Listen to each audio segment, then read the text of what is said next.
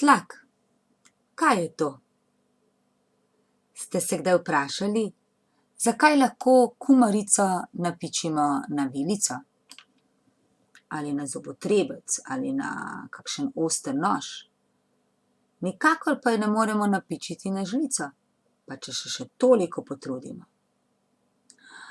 Ali pa zakaj je treba debelejše palice, preden jih zabijemo v zemljo, najprej ošpičiti, da so ostre kot žebelj na koncu? In zakaj je tako nevarno, če stopimo na en žebelj?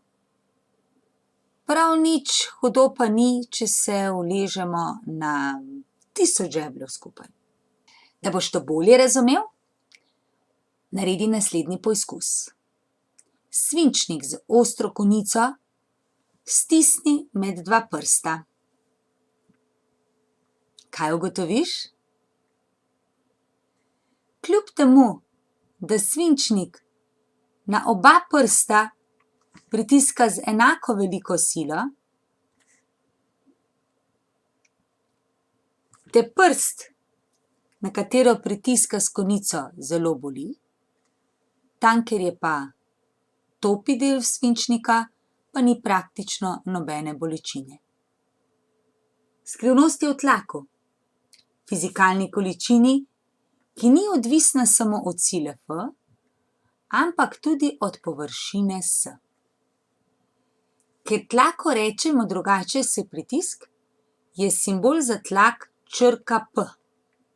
Pove pa nam, kakšen je količnik med silo, ki deluje pravokotno na podlago, in površino. Simboli to zapišemo lahko tako.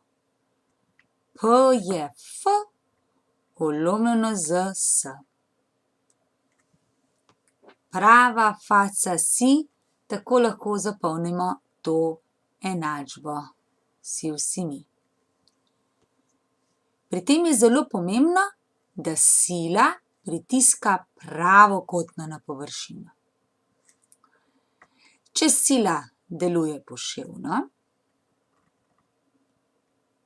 potem moramo to silo razstaviti na pravokotno in vzporedno komponento in za naš tlak vzamemo samo pravokotni del.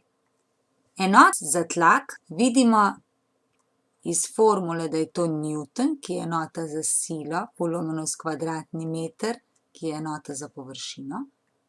Torej enota za tlak Newton na kvadratni meter, ki pa se imenuje Pascal. Lahko imamo tudi večjo enoto, recimo 1 kilopascal, to pa je enota 1000 paskalov. Če se vrnemo k našemu poskusu. Sila F1 je bila po velikosti enaka sili F2. Recimo, da je to 20 newtonov. Površina S2 je manjša, recimo 0,2 kvadratna milimetra, medtem ko površina S1 je večja, meri 0,8 kvadratnega centimetra. Da bomo lahko tlaka primerjali, bomo najprej v isto enoto obe površini izrazili. 0,8 kvadratnega centimetra je 80 kvadratnih milimetrov. Če sedaj izračunamo oba tlaka, vidimo, da je tlak pri topem delu enak 20 newtonov polomljeno z 80 kvadratnih milimetrov, kar je isto kot 0,25 newtonov na kvadratni milimeter. Pri ostrem koncu pa je sila enaka, površina pa je precej manjša, samo 0,2 kvadratna milimetra, zato pa je tlak dosti večji. In dobimo, da je tlak 100 newtonov na kvadratni milimeter. Velik tlak pomeni večjo bolečino in zato nas tukaj prst boli. Če z isto silo pritiskamo na manjšo površino, je tlak večji. In večji tlak pri kumaricah pomeni, da se bo kumarica napičila, recimo na zobotrebec, ne bo pa se napičila na žlico, saj žlica pritiska na dosti večjo površino in je zato tlak dosti manjši oziroma premajhen, da bi prebodla kumarico. Tudi pri zabivanju žeblja ali zabivanju kola v zemljo je zelo pomembna površina. Bolj kot je kol ali žebelj oster, večji tlak ustvarjamo in hitreje gre žebelj v steno, kol pa v zemljo. Tudi kruh se rezati ne da,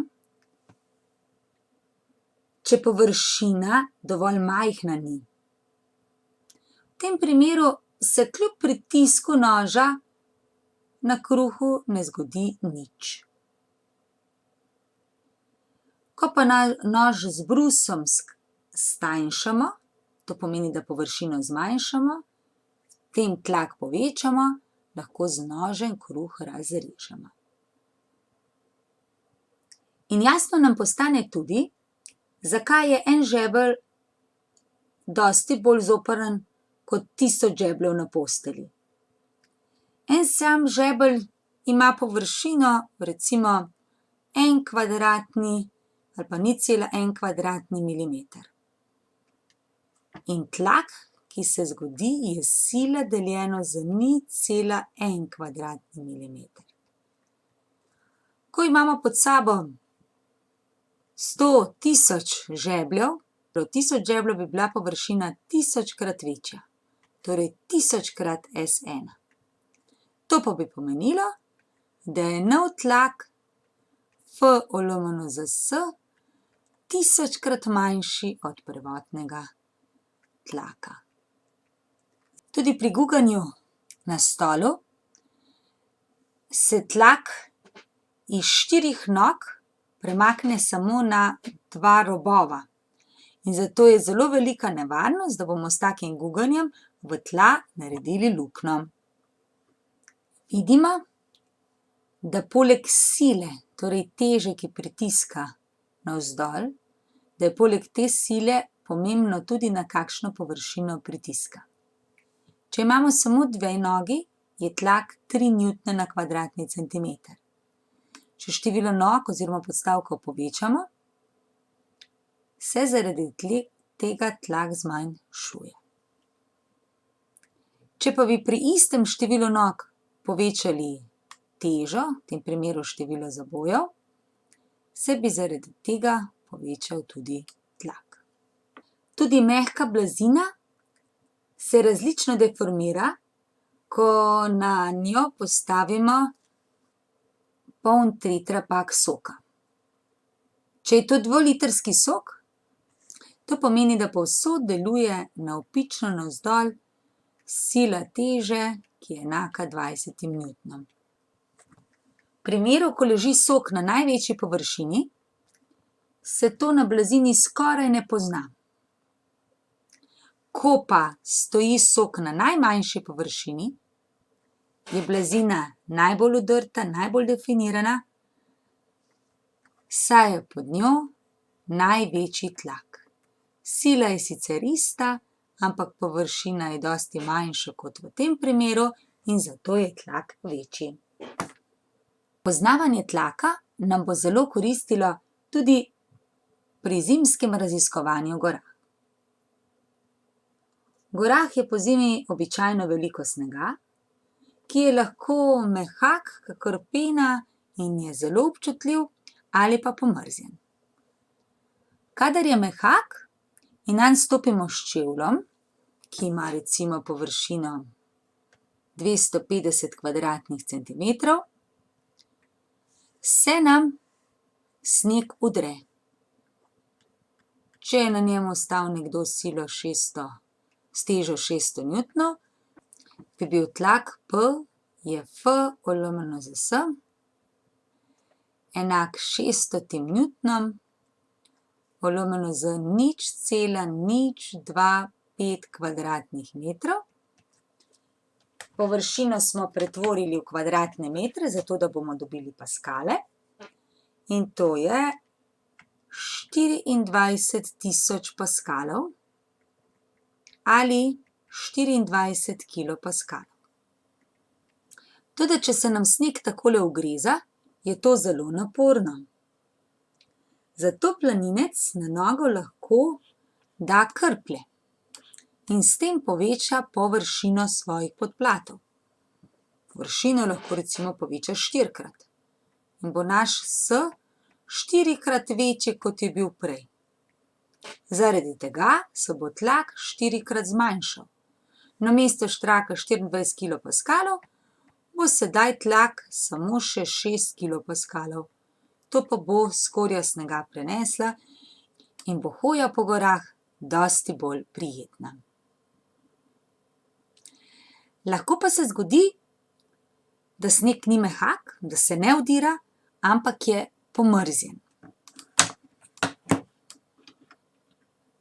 Kadar je sneg pomrznjen, v hribe nikoli ne smemo iti brez cepina in deres. Cepin nam zmanjša površino, s katero delujemo na sneg, in zato tlak povečamo. Površina je torej dosti manjša, tlak pa je dosti večji.